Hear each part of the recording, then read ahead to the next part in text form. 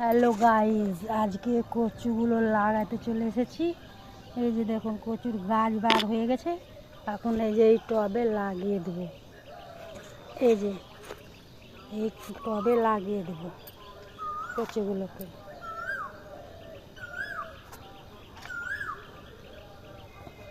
টব ready করা আছে আমার।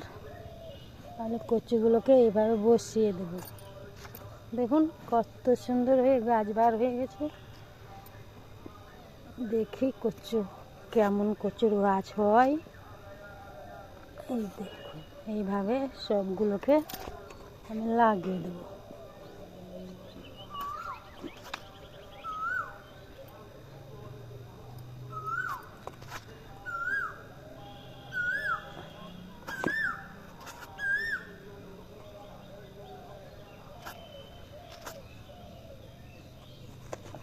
এই যে এইভাবে লাগিয়ে দিলাম গাছগুলো।